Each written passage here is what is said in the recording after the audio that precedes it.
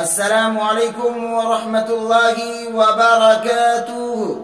میں ہوں ایاز اللہ اور آپ کا ہمارے چینل پر خیر مقدم ہے۔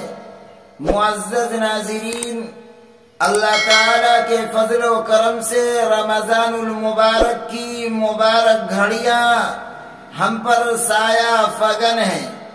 اللہ تعالیٰ اپنے فضل و کرم سے ان مبارک گھڑیوں سے صحیح طور سے فائدہ اٹھانے کی توفیق عطا فرمائے، آمین۔ ناظرین، حضور اکرم صلی اللہ علیہ وسلم نے شعبان کے آخری دن میں صحابہ کرام کے سامنے ایک خطبہ دیا تھا۔ اسی خطبے میں آپ صلی اللہ علیہ وسلم نے رمضان المبارک کے فضائل اور اس کی برکتیں بیان فرمائی۔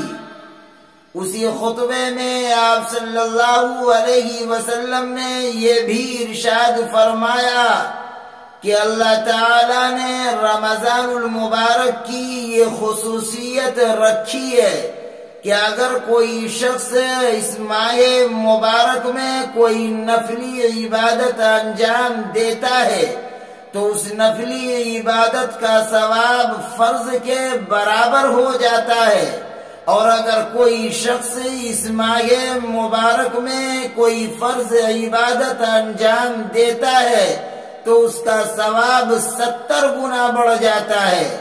یعنی اگر کسی نے ایک فرض نماز پڑھی تو اس کا ثواب 70 فرضوں کے برابر ہو جاتا ہے۔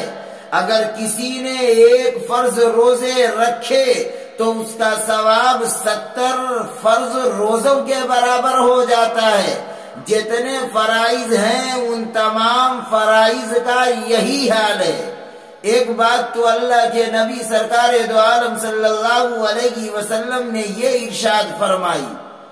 دوسری بات یہ ارشاد فرمائی کہ رمضان المبارک شہر المواسات ہے، ایک دوسرے کے ساتھ ہمدردی کا مہینہ ہے، غم خاری کا مہینہ ہے۔ یعنی اس مہینے میں خاص طور سے مسلمانوں کو اس بات کا اہتمام کرنا چاہیے کہ وہ ایک دوسروں کے ساتھ ہمدردی کا معاملہ کرے۔ یوں تو ایک مسلمان کی خصوصیت نبی کریم صلی اللہ علیہ وسلم نے عام حالات میں بھی یہ بتائی ہے، المسلم من سلم المسلمون من لسانه ویدہ، کہ مسلمان وہ ہے جس کی زبان اور ہاتھ سے دوسرے مسلمان محفوظ رہیں، نہ تو اس کی زبان سے کسی کو تکلیف پہنچے نہ تو ہاتھ سے کسی کو تکلیف پہنچے۔ یوں تو عام حالات کے اندر یہ صفت اللہ کے نبی سرکار دو عالم صلی اللہ علیہ وسلم نے بیان فرمائی۔ لہذا اگر تمہاری زبان سے یا ہاتھ سے کسی مسلمان کو تکلیف پہنچتی ہے تو پھر اس کا معنی یہ ہے کہ تم صحیح معنی میں مسلمان نہیں ہو۔ عام حالات میں تو ہمدردی کا حکم ہے، لیکن رمضان المبارک میں خاص طور سے فرمایا کہ تم جتنا زیادہ ہمدردی کرو گے اللہ تعالیٰ اتنا ہی زیادہ تمہیں ثواب عطا فرمائیں گے، اتنا ہی زیادہ تمہارے گناہ کے مغفرت کا سبب بنے گا۔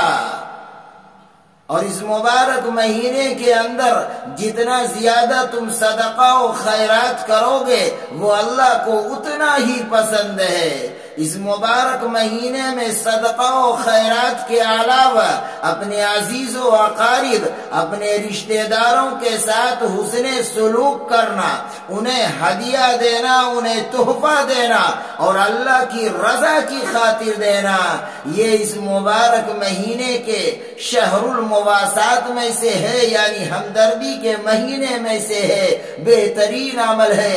اللہ تعالی ہم سب کو رمضان المبارک کی قدر کرنے اور اس میں زیادہ سے زیادہ نیک اعمال کرنے اور گناہوں سے بچنے کی توفیق عطا فرمائے، آمین۔